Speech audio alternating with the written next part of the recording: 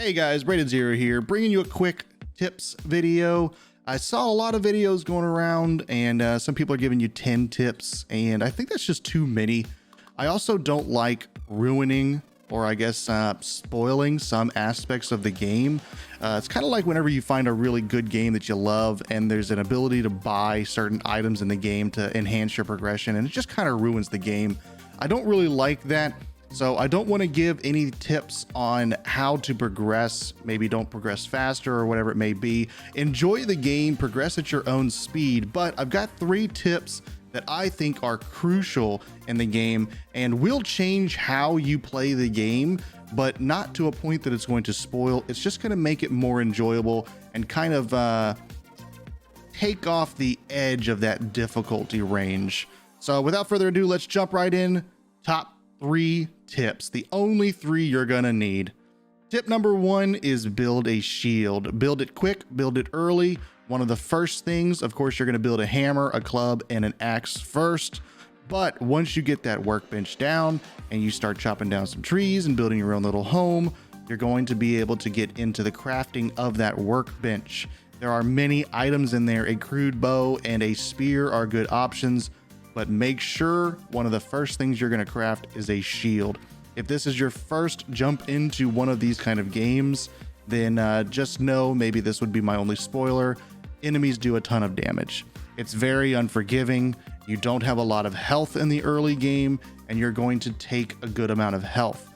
If you get overrun by a few enemies, it's game over. A lot of people I see early on get overrun by a couple of gray dwarfs, graylings, and they're dead.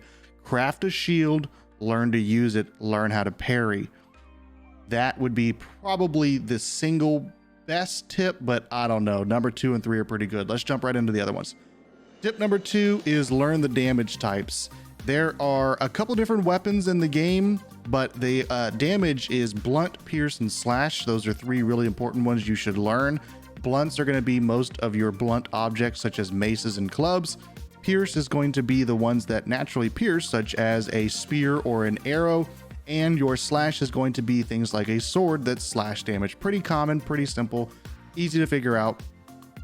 I'll show a little image on the side, which, you know, I was thinking of trying to do my own video on it, but quite honestly, the guys over at Fandom did a great job, so props to them on this image. As you can see, if you choose the right type of damage, it'll be a weakness to it, so such as a piercing to a troll will pop up a yellow graphic for the numbers. The normal graphic will just be a white, and if you are doing damage to them that they are resistant to, such as blunt against a troll, it will be grayed out. Be aware of it.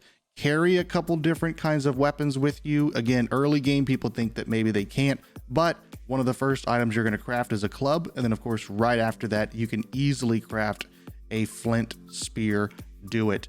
Of course, an arrow would be a good option if you don't like the way that the spear stabs. I know that a lot of people complain about it, so go with a bow and arrow if that's it. Of course, a good mention as well is that there are secondary types such as fire, poison, frost, and spirit. You can also figure out what kind of enemies are weak to those as well.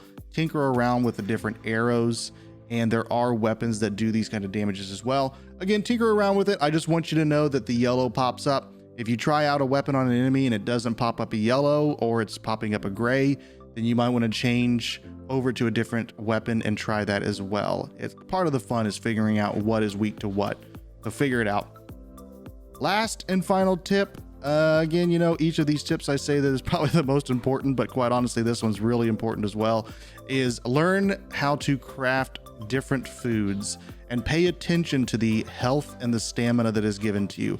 Again, in the early game, many people jump in and I can see that the health system in the bottom left-hand corner is very complicated. I know I had to tinker around with it for quite a while before I was able to figure out exactly what it is. I thought it was 3 square meals and you needed to have one of each type, a vegetable, a fruit, and a meat. We were tinkering around with that for a while before I figured out that you could eat 3 of just whatever the hell you want. Early game, before you get into tin and copper, being able to make a cultivator or a cauldron, you're going to want to stick to the stuff that you can forage to, but necktail and the meat from boars and deers is probably going to be your top 2 choice. Finish up the 3rd choice with something such as honey if you can find it, or stick to just raspberries and blueberries or mushrooms. I would recommend hoarding any mushroom or thistle that you can find though. Don't eat those, because later on you're going to be able to craft those into more complicated meals. Again, I don't want to ruin the fun for you. Figure it out, but pay attention to the health and the stamina that's given. I see so many people just living in the early game off of raspberries and blueberries, having no health and no stamina and dying a ton, when they could have a lot more if they would just eat the right foods. Of course, this is going to open up to you once you get to the bronze and 10 tier. That's probably the only spoiler I'll do to you, is that one of the first tiers is that. But once you get into that, after that, being able to grow your own vegetables and being able to make more complicated meals just becomes, it opens up the game for you. And at that point, you really should be trying to craft the absolute best thing. Figure out what's the ingredients, go find the ingredient and make it. And that's about it, guys. I didn't want to do too much of a spoiler here. I wanted to keep these as 3 tips that I could maybe have told somebody who's first starting, or maybe me when I first started these games, to give just a little bit of a heads up on how to progress and how to play these games and enjoy them more. It kind of, again, takes off the tip of that difficulty and smooths it over so that your experience is just going to be a little more enjoyable. Maybe you won't get so frustrated. Again, that doesn't mean that you're going to be able to take out a troll as soon as you join the game. This isn't some cheating, hacking kind of tips that you're going to just be able to run through the game faster. It's just hopefully going to help you survive a little bit, because the longer you can survive, the more you can progress.